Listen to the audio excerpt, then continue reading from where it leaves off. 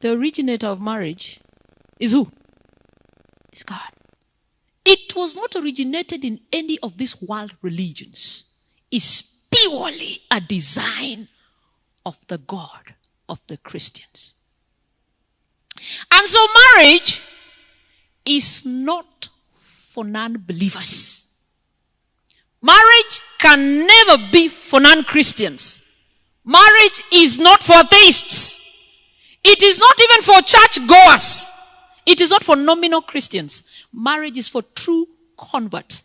Anybody who's not a true convert, you have no business giving us your opinion about marriage. That has been the problem.